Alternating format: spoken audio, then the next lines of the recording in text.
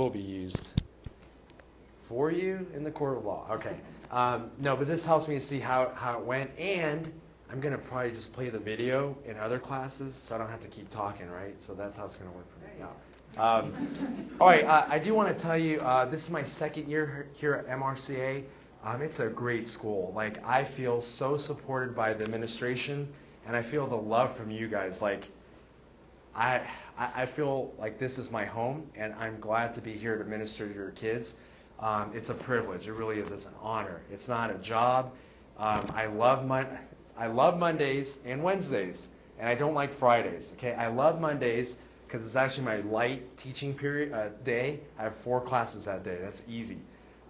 Wednesdays, the same thing, and then Fridays I have 6 classes. So that's why I don't like it as much. It's just busy. But I do enjoy teaching. I feel it's something God called me to do.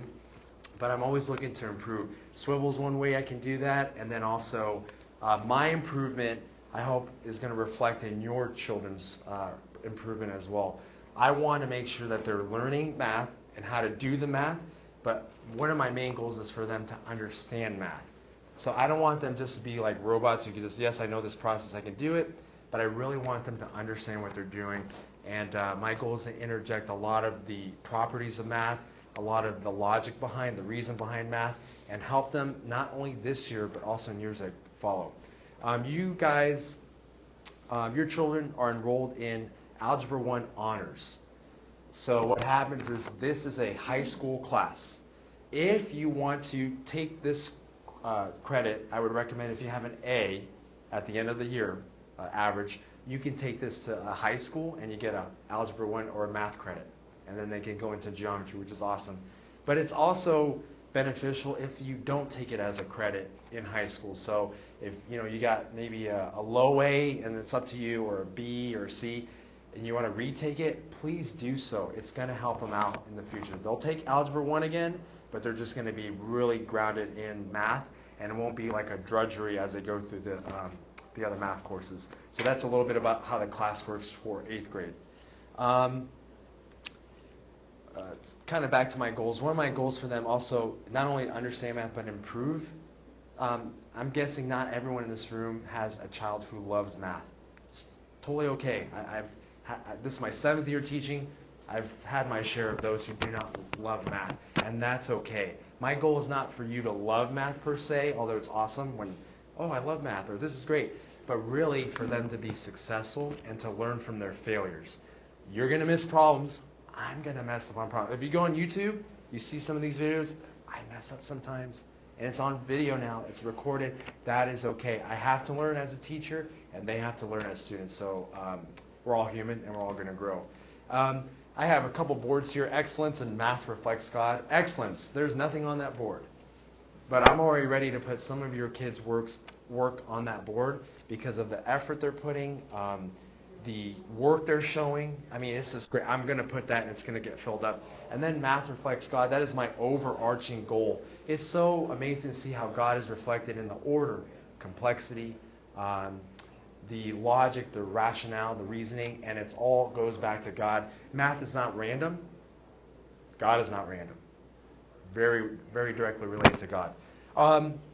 You can contact me via email. So that's that balcocer@metrochristian.org. Most of you already know that. Just a little note, I have limited availability for the first month and a half. I do a lot of after school and before school help, but I don't have as much because I'm coaching cross country and I have a lot of commitments in the morning. So after that, October, mid-October, I'm going to have help in the morning, after school, and so I'll be more available to help. If you guys want that, just email me. We can set that up. Do you guys have any questions about math? Anything about Algebra 1? Or we can go through a lesson. I'm totally cool with that. Okay, good. Yeah, no, it's too late. So what you're saying is, if you want this grade to count this year, you just take something else next year. But if you don't want it to count, you just take the class again next year. Okay. I mean, do you tell them if you want it to count or not? Or Well, you just choose what to take? So if they pass this and they want this credit to count, they get to take geometry next. That's like their next class. And it depends on the school just slightly, but geometry is basically the next one. If they get a satisfactory grade, an A is really what you want to. You don't want to take a B to start off your GPA, unless that's your decision. But if you want to retake it, you can. So you have that option. Or you can take that credit and continue on to geometry. But it depends on the school that they're going to. Eastside has certain requirements, and you have to look at whatever school you're interested in. So it's not like they just get to choose whatever they want. They have to take Algebra 1, and they have to take that credit, whether here or at their high school. And some of them take it from here, and if they don't do as well as they want, they can take it at their high school. Does that kind of make more sense? Or if it doesn't, you can ask me after. Yeah. Any other questions? Okay. Thank you very much. We are done.